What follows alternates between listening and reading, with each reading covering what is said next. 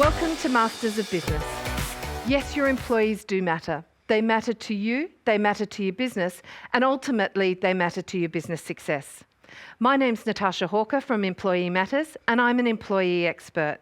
I help small business with hire to fire and everything in between. Think employment contracts, policies, recruitment, and terminations. In today's show, we're going to talk to you about how you can halve the costs of hiring your employees. Now, who wouldn't want to know a little bit more about that? What we're going to do is let you in on a corporate secret. And it's a way you can help your business save thousands of dollars, save you time, and also lift the capability of your employee workforce. Recruitment is an area of enormous frustration for most small business owners. And in this session, you're going to learn about how you can get more for your money. Doing business in Australia is really hard. Doing business anywhere in the world is hard. It's probably one of the hardest things you'll ever do. In Australia, 97% of businesses are actually small business. And I want to help small business owners lose their employee headaches that keep them awake at night and help them grow their businesses faster than ever before through their employees. And the way that I do that is through a corporate best practice, and it's a secret. And it's using corporate best practice and applying it in a way that makes commercial sense to small business. Let's face it, these guys have spent millions and millions of dollars on this to get it right. So let's take what they do and leverage it and make sure that we can apply it in a way that makes sense to our business. So what are you going to learn in today's session? We're going to teach you about corporate best practice recruitment style. What are the things you need to be doing in your recruitment process that are going to mean that you attract the best candidates and that you have a better performing candidate, a better performing workforce? Then I'm going to let you in on the secret. The secret is talent pools, and no small businesses in Australia are doing this as yet. So if you are going to spend 45 minutes with me, at the end of that, you are going to have all the tools, the methodology, and the way forward for how you can apply talent pools in your business. So let's start with some of the basics first. I want to talk you through an employee lifecycle. Now, I built this methodology to help small businesses understand everything in the employee lifecycle, from hire to fire and everything in between. Let's run through this. Step one in the methodology is around assess. Assess is a diagnostic piece. This is the piece that helps you understand what are the legislation requirements that are governing your business. They will help you to understand whether you're compliant or whether you're at risk of breach. Now, obviously, they vary country to country, so you need to keep abreast of what's happening in your particular country-specific segment. Number two is around hire. How do you hire the best employees? How do you attract the best employees? And what type of employee do you need? Step three is around manage. Once you have these employees on board, how do you actually motivate them? How do you reward them? How do you incentivize them to do more for you, to increase your productivity level? And just as importantly, if they're not working out, how do you manage a non-performer? Step four is around policy. These are the personnel policies that you need in order to be compliant with some of your legislation. So policies could be things such as EEO, equal employment opportunity, or sexual harassment, or drugs and alcohol in the workplace and how to manage that. Step five is around well-being. This is the workplace health and safety piece. This talks about what is your obligations under workplace health and safety laws. What do you need to do to provide the duty of care for your employees? Again, these would vary. They would be country-specific.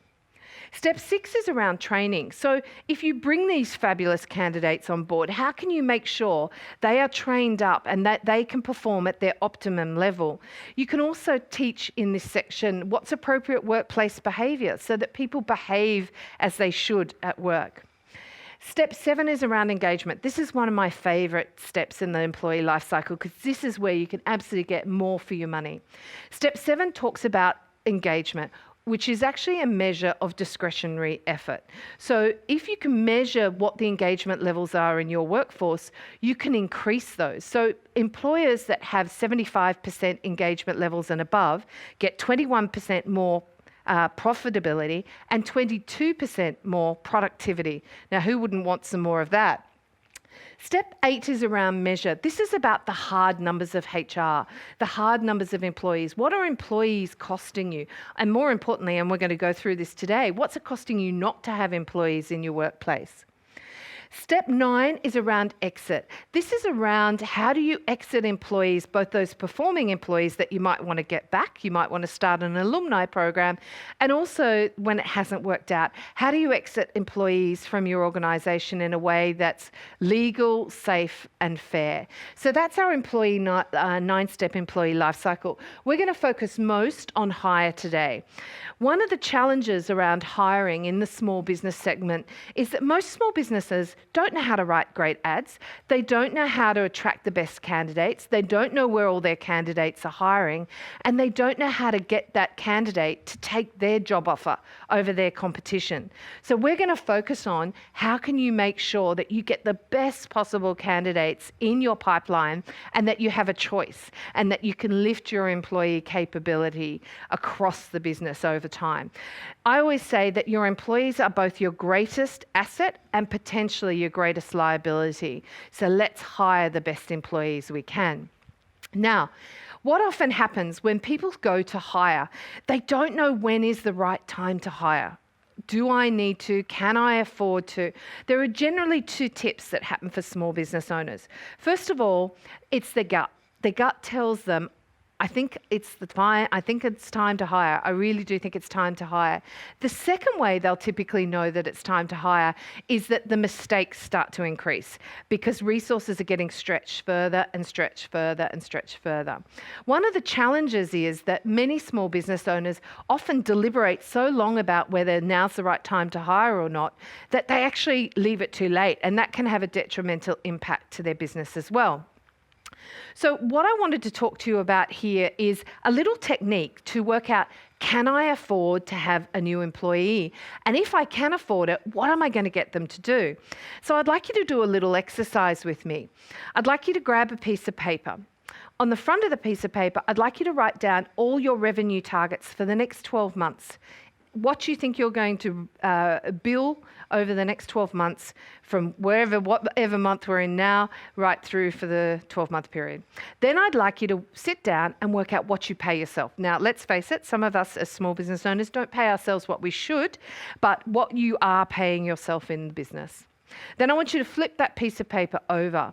On this side, I want you to write down every single thing you do on a daily basis. Now, what I would say is that this is a really good exercise for those solo business owners where they haven't got any employees yet, but also it could be used where you've got 3 or 4 or 5 and you just want to go through this exercise to work out whether they're doing what they should be doing. So back to the exercise. What I'd like you to do is to write down every single thing that you do. And then I'd like you to group these in areas that are similar. So you might focus on things like what is social media and sales might be grouped together. And I also want you to put a time to it.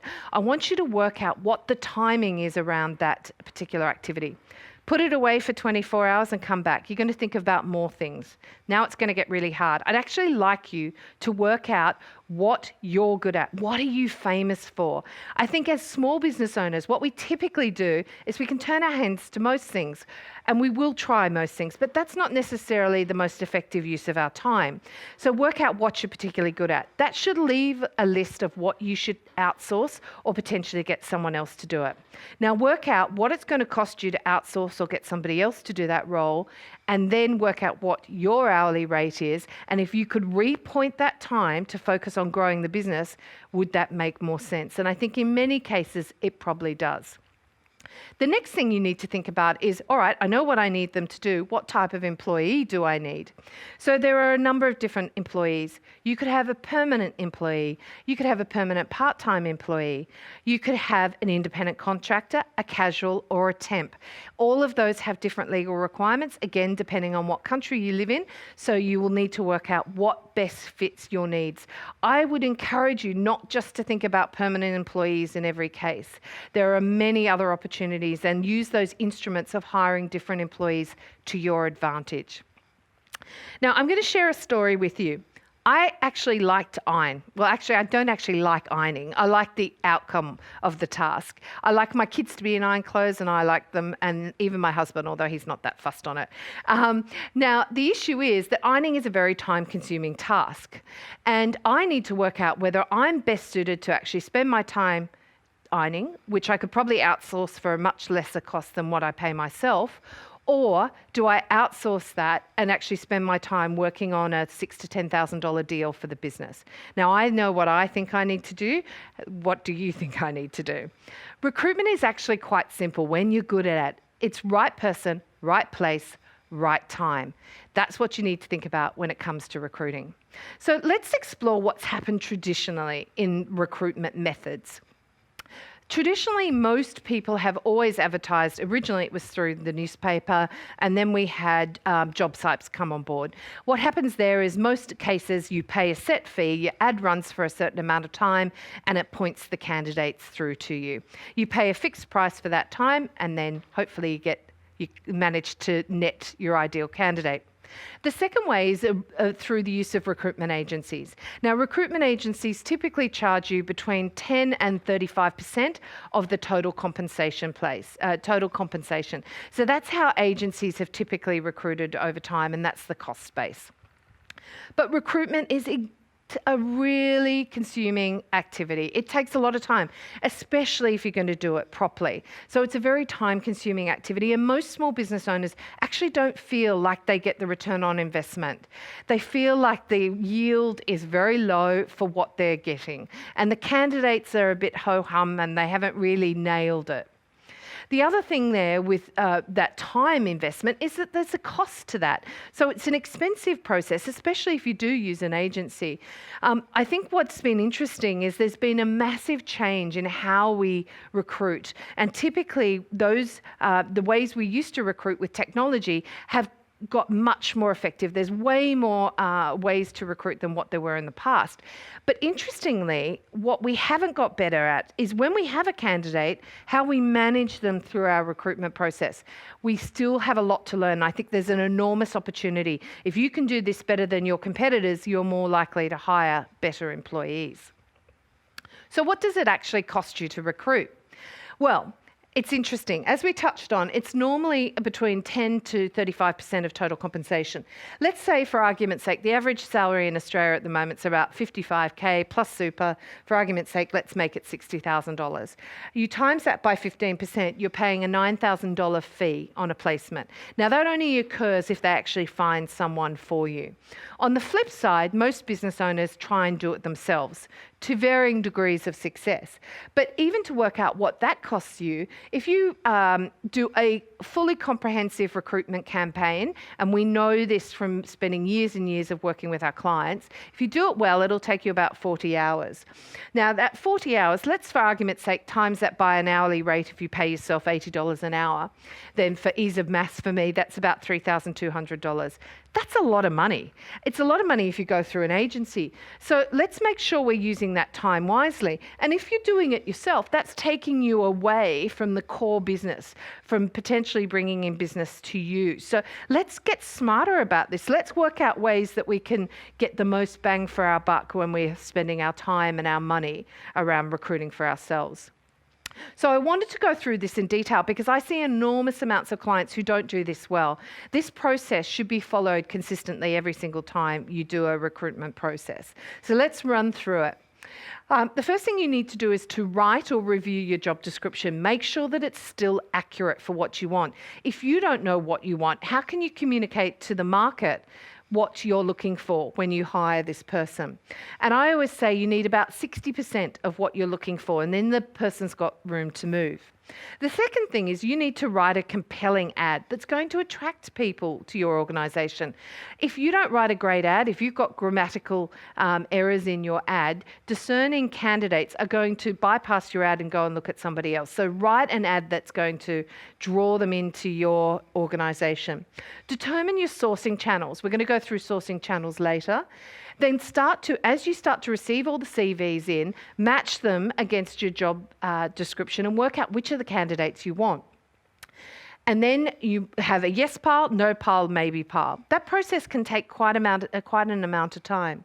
Then you reject your unsuccessful, but keep a small pile, somewhere between 10 and 15, where you do phone screens. Phone screens can save you an enormous amount of time. Phone screens are a 10 to 20 minute conversation. You might ask some questions like, what attracted you to the ad? Tell me a little bit about your background. What salary are you looking for? You're going to get their communication skills over the phone. You're going to get how they handle themselves from a professional point of view.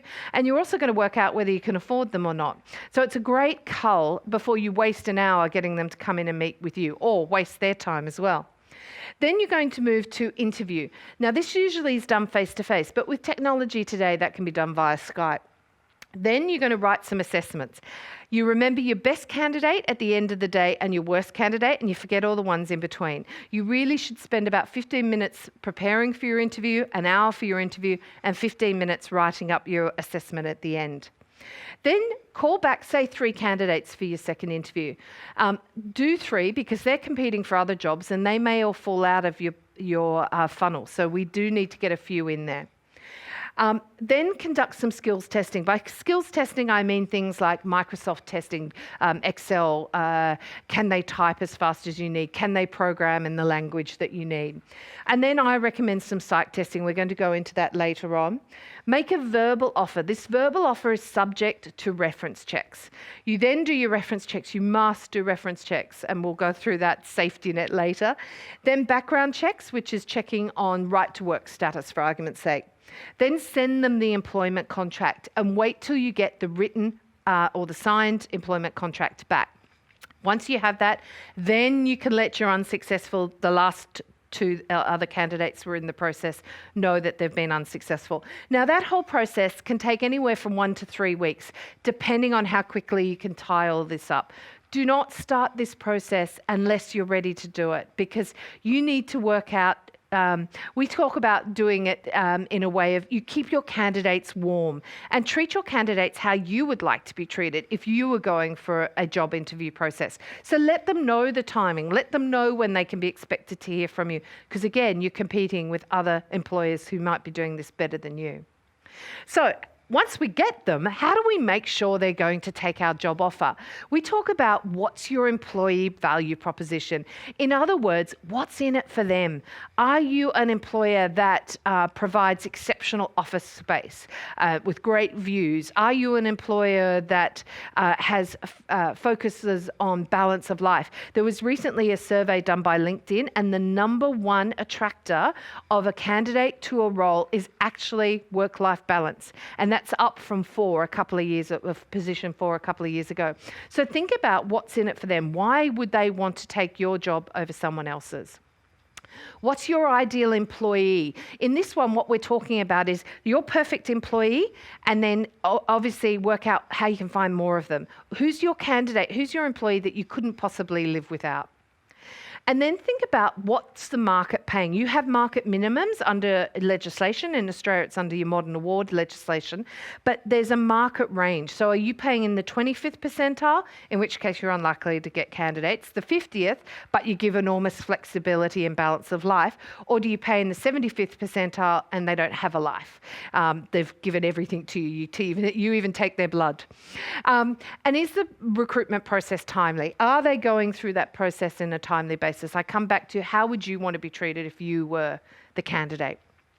Think about what's their employee path. If they join your company, you need to map out, if everything goes well, you could go this way, you could go that way. People want to know that there's a future for them, especially Gen Ys. They're very ambitious.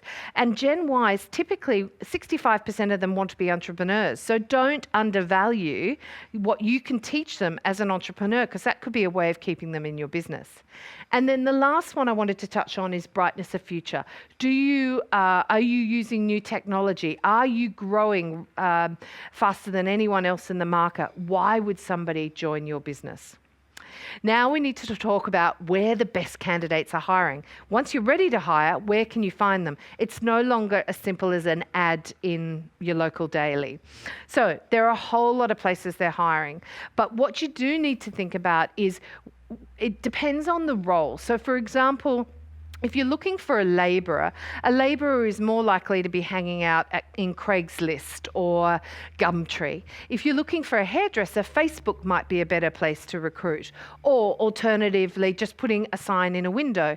If you're looking for somebody who might be a program manager or a project leader or a programmer, then you might be looking at LinkedIn. So I've listed a whole lot of ways to find candidates, particularly find word of mouth referrals are excellent. And consider doing a finder's fee. So what I mean by that is when you've got a bunch of employees, say, hey, do you know anyone in your network who might be a good fit for our organisation? Send them out to dinner or give them $1,000. It's much cheaper than paying those recruitment fees that we talked about. The other thing to note here is this is talking about the active candidate market. The active candidate market are those people who are actively going out and looking for work. They want to find jobs, and they've usually set up a seek alert. But 70% of the candidates, and possibly the ones you want more, are actually in what we call the passive candidate. That means that they would, if they had a tap on the shoulder and the right opportunity, they would consider moving. LinkedIn is a wonderful place to find your passive candidates. So think about your sourcing channels. Now we're going to talk about interview technique. Unfortunately, for most small business owners, you are actually never ever taught how to interview. No one sat you down and put you through a 3-day course to learn how to use interviews. So as a result, you're generally, you've maybe sat in on another manager who was senior to you, learnt what he did or she did, and that may not have been particularly effective, and you've just gone on and done that. It's really important that you develop this skill as a business owner. We're going to talk about 3 techniques or styles of interviews. Number 1 is the technical interview, number 2 is behavioural, and number 3 is cultural. So let's get chatting about that. The first one is around the technical interview. This is going through the CV, and I always suggest you probably go through the first, say, 5 to 10 years. You ask, what did they do in that role? What took the most proportion of their time? What was their reason for leaving? Who did they report to in that role? What did they like about it? Why did they leave? So you're assessing whether they can do their job. You're assessing very much technical skills. Do they have the skills and the qualifications to do the role that you want them to do? The second one is my favourite. This is behavioural interview technique. I have to say, I was interviewing for 5 years before I learnt this technique, and I thought I was pretty good at interviewing. When I learnt this technique, it absolutely smashed all of my other interviews out of the world. They were just so much better. Behavioural interview technique is past behaviour indicates future performance. What I mean by that is if I put you in the same position as you were in there, in that exact same scenario again, you're likely to behave the same way. So how the technique works is you get them to give you an overview to a question. So tell me about a time when you had more work than you could possibly handle. What happened and what did you do? Get them to give you a brief overview or synopsis. And then I want you to find what we call key events. Key events are things like meetings or interactions or a project. So you might say, take me to that meeting. What were you thinking going into that meeting? What did you do? What did you say? What were you feeling? What was the outcome? Can you give me an example? And the reason why I use that fly there is if this technique is done well, and it is a very structured technique, you must keep them in a point in time, then you actually feel like, a very Australian term, you feel like you're a fly on the wall and you're watching the scenario play out. You should almost feel like you're seeing it acted out in front of you. But what happens with this technique, which is what I love about it, is behaviours just start popping out of anywhere. You'll see things like customer service, innovation, resilience, attention to detail, preparation, quick study, bias for action. So those behaviours will pop out in front of you so that you will feel if you play them through that scenario again in your business, that's likely to be what happens to them and how they behave. The next one is cultural. Now, most small business owners don't do this. And I've put up a couple of quotes here because I think it really tells the story. First one is by Winston Churchill, who said, "Attitude is a little thing that makes a big difference." And the second one, I think this maps beautifully to our interview techniques, is ability is what you're capable of doing, the technical interview. Motivation determines what you do, the behavioural interview. And attitude determines how well you do it. So the cultural interview is about determining cultural fit to your business. As a business owner, you are so lucky. You can determine the business culture, how your business looks, smells, and feels. And that's a really powerful thing, and you should protect that at all costs. The types of questions that would tend to draw out cultural fit is, tell me about a team that you worked in that worked really well. What did you like about working in that team? Why did it work? What was so exciting about it? You might say the reverse. You might say, tell me about a time when you didn't fit the culture. Describe to me why that was the case. Now, I've actually been lucky enough over the last couple of weeks to work with Berkshire Hathaway. Now, I have to say, I found my HR nirvana. And the reason for that is their culture is resolute. They talk about a forever business. They talk about it's all about a conversation. Every single person in that office can quote what the core values are, and they live by them.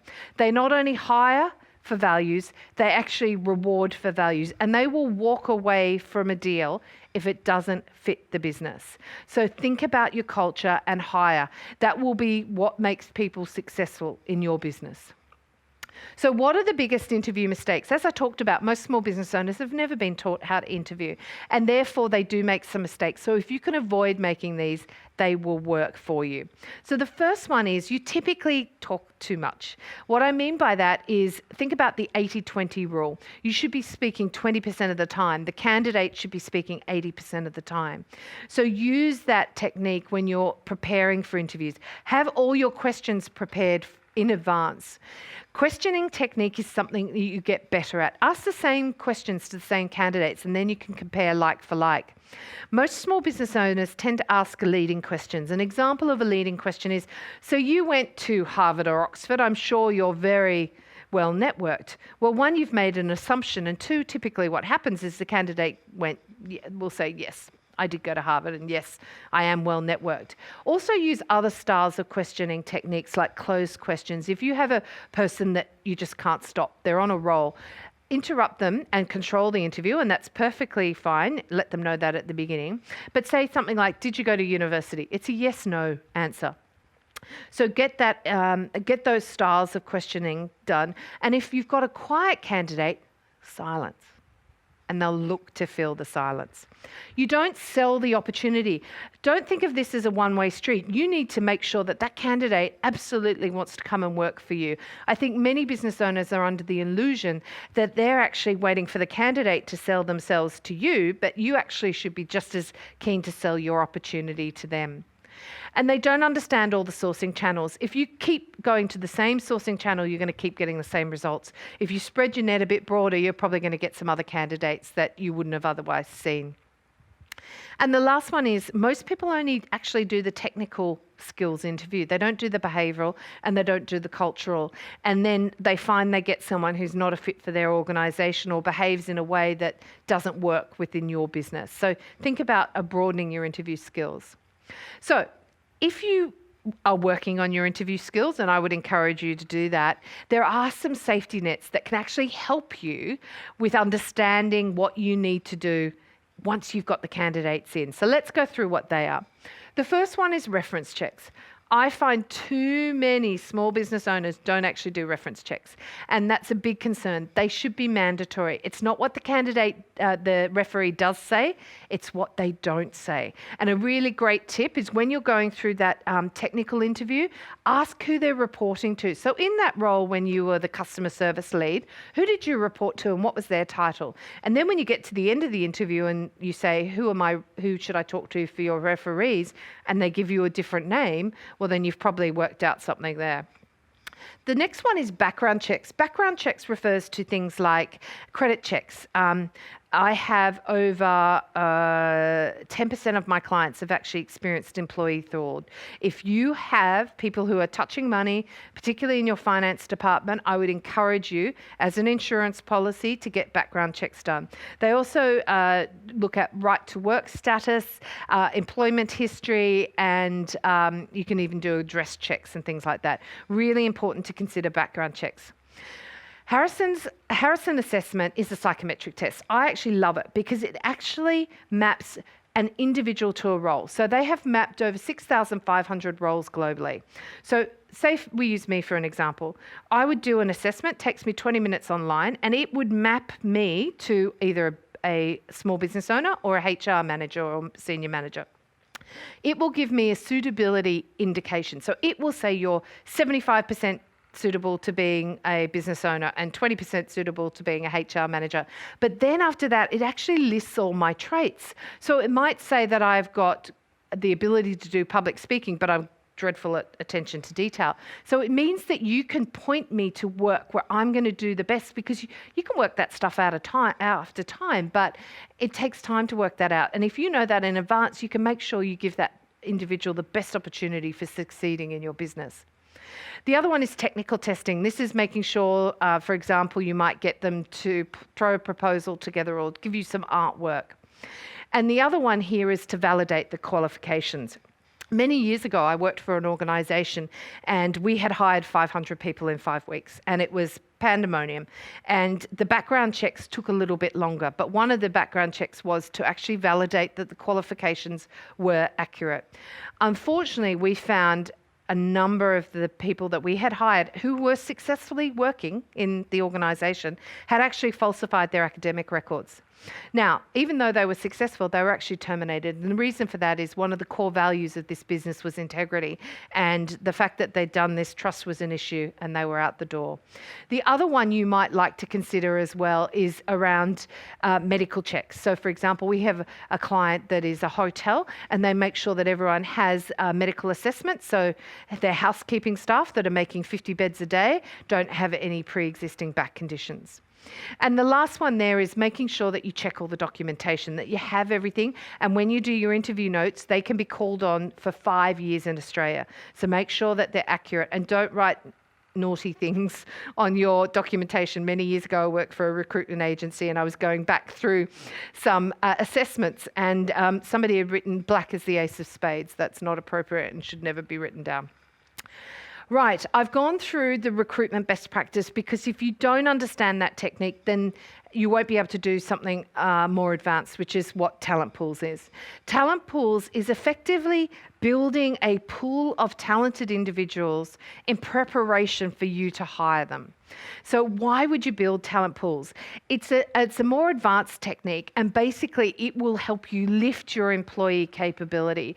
And it means that you've got candidates on tap when you want them. You've effectively bought them the whole way through the recruitment process, and then when you have a vacancy, then you can bring them on board. And the reason why you need to know about it is I could save you thousands, let's use $4,000 in this instance, because effectively what you're doing is you are bringing them through the recruitment process, and instead of hiring one per recruitment process, you might potentially hire 4 or 5. So typically most people go through agencies or they do it themselves. Now, if you are a stable business or a growing business, for argument's sake, your attrition rates are going to be between 10 and 20% ideally. And so if you've got 5 employees, you're going to lose 1 this year. If you're a bigger organisation, you might be looking at hiring 5 people this year. And if we use that calculation around what an agency would cost you, you're looking at $45,000. So it's a lot of money. So this is a really new technique and worth understanding. The other advantage is if you do this well, you start to lift your employee capability. So your talent equation works much better and you hire a greater standard of high-performing employees. So there are 4 reasons you want to learn how to do talent pools. The first one's time saving. The second one is money. The third one is brand. So let me share a story which will bring all of this to light. There was an insurance company, a very large insurance company, and this is where we've used the corporate best practice to apply it in a way that makes commercial sense to small business. But essentially, this insurance company went through an exercise to work out what all the fundamental critical roles to their business were. And they had a particular issue with hiring something called an agri-banker. Now, an agri-banker is a $75,000 a year job, but what they found was they found them very difficult to find, and it typically took the time to hire was 100 days. Now, if you're taking 100 days, that's an empty seat for 100 days, or if someone's resigned, they've given you 30 days notice, and then you've got 70 days with no one in that role. So they realised that wasn't making a lot of sense. And they worked out that that was costing them about $21,000 to have that vacancy for that time. And the way they worked that out is if you work out a $75,000 fine divided by 250 working days per year, it means it's about a $300 a day job. Times that by your 70 and it's $21,000. So what they worked out is if they could start to build a talent pool by which they had all of these people all the way through the recruitment process, sitting there waiting, then when they had that resignation, they could go straight to the talent pool and hire in 2 days. So that is the theory behind doing talent pools. So in terms of time, we've talked about loss of utilisation. Loss of utilisation is the measure of what it costs you not to have someone in the role. I think a lot of small business owners think about this a bit differently. They go, oh, that's okay, I don't have anyone in the receptionist role, that's fine, I'm not paying a receptionist salary. But what that's not taking into account is the fact that there is a productivity that's not happening as a result of not having a receptionist in that role. So think about it for all your roles, and what you'll find is that it will help you actually focus on your recruitment. It will help you determine what roles need recruiting and when. So that's loss of utilisation. So here's the formula. So a quick way of working it out is what is the salary of the individual divided by 251 days. 250 days. 250 days are the working days this calendar year. And then times it by the number of days that role's vacant. And that will give you your loss of utilisation cost. When you do talent pools, you actually get a yes much quicker, and there's a few reasons for that. If you've brought someone all the way through the recruitment process, you then spend time getting to know them and developing a relationship with them and building a rapport with them. And so you've actually spent a lot more time with them than in a traditional recruitment process. So when you come to say, actually, we've got a vacancy, are you interested? They're like, yes, please, when can I start? Because there's trust there, there's rapport there, and they actually know your business. So it can actually get your recruitment time down to 2 hours. Imagine 40 hours versus 2 hours. And if you pay yourself $100 an hour, that's $200 worth of your time. So it makes it much more effective. The second thing is around growth. Imagine you've got this talent pool of people that are ready to go and you win a massive deal. Well, you can go to this talent pool and scale really quickly, and that might give your proposal a bit of edge if you know that resourcing is not an issue. So that's the time factor. The second one is around money. And effectively, if we know that recruitment typically costs us, between argument's sake, whether we do it through an agency or ourselves, between $6,000 and $10,000, then when you're using a talent pool, there's reduced or even no advertising costs. Social media is a great way to use talent pools. We actually have a closed LinkedIn account. And in that group, I have my ex-employees, my alumni, I have my current employees, and I have the future ones. And so they get to interact with each other on that closed LinkedIn group, and they get to know, love, and trust me, hopefully, so that when I'm in a position to hire, guess what? I go straight to my talent pool and say, guys, we're growing again. Would you like to come and work for us? So the other way to use it is referrals. Good people know good people. Look to develop that talent pool. Ask your suppliers, who do they think is the best person in the market? And then the other one is around new clients. I always say, with a lot of this best practice stuff, do you know what? Probably the worst thing that could happen is you might end up with some new clients out of it, because people in your talent pool might refer you to other businesses. So think about it from that advantage as well. The last one here is around brand. Now, I actually believe small businesses don't spend enough time or consideration around brand. Big business are much better at this, and we need to get better at it from a small business perspective. But talent pools will help you do this. Talent pools will help you improve your brand identity, because none of your competitors are going to be doing this. The market perception will be that you're a more sophisticated employer, or that you're doing things a little bit differently. And the reality is, it's really only a very modest change. It really is taking a group of people through the recruitment process and then developing rapport and relationships and spending time with them, getting them to understand your business so that when you're in a position to hire, they're going to say yes. It comes back to that push-pull. It's a two-way street. It's about what's in it for me and what's in it for them. So recruitment is a two-way street, and talent pools, you very much need to take that philosophy into it. It will develop brand trust. Now, this is about a transparency arrangement. You need to be very open with the people in your talent pool, exactly what you're doing here, that you are taking them right through a recruitment process, and you may or you may not be in a position to hire them, but you'd like to explore that further. The second way is another way is you're going to increase your profile. If you're out there doing this, there's nothing that spreads quicker than when people are doing creative, clever things and innovative things in small business. What you'll find is the candidates start to come to you, and effectively you're using corporate best practice in a way that makes sense to small business. So it will give you a competitive advantage. I can guarantee none of your competitors are doing this now. So you will get ahead of the wave or ahead of the curve of the wave. And the other thing is superior candidate management. If you do that best practice recruitment that we talked about before, you will be doing what we call superior candidate management. Candidates remember how you treat them, and they are more likely to join you if they've had a good recruitment experience than a poor one. So if you wanted to go and use this in your business straight away, how would you do that? Well, here are the 5 steps to take away and start implementing talent pools in your business straight away. The first one is to identify your critical roles. Now, I'm not saying every single role in your business is a critical role, and I hate to tell you, but probably your role isn't necessarily the critical role you're going to be doing talent pools for. But think about roles that are high volume. For example, in call centres, their attrition rates are between 40 and 50%. Now, you're going to have to assume that you need a continual funnel of candidates in those roles. So work out what are the critical roles, what are the roles you can't live without. Then build a database. This doesn't have to be complex. It can be as simple as an Excel spreadsheet, and it should include their name, their address, their contact details, what salary they're looking for, what role you think they'd be good for, and an assessment. If you had to rank all 20 people in your talent pool, where would they fall in that ranking? And then the next stage is step 3, which is about developing and implementing that sourcing strategy. Where are you going to go to hire these talented and very capable employees?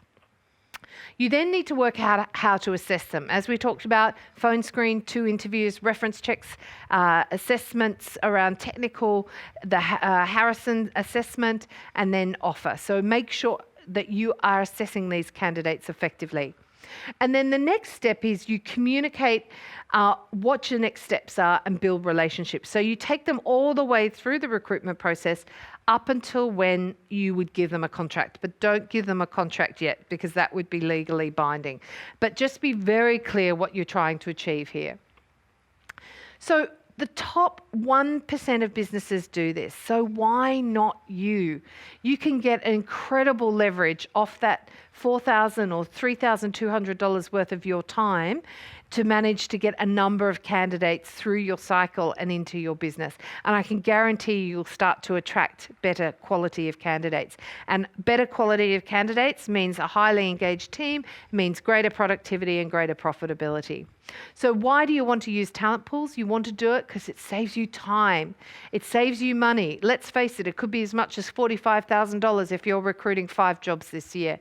And the last point is brand recognition. It's going to put you out ahead of the pack. You are going to be recognised for doing something that's innovative, that's clever, that's smart, and that's leveraging your ability to hire the best possible employees. So if you'd like to find out more about me, please visit businessblueprint.com experts. I look forward to hearing how you go with building talent pools. My name's Natasha Hawker, and remember, your employees really do matter.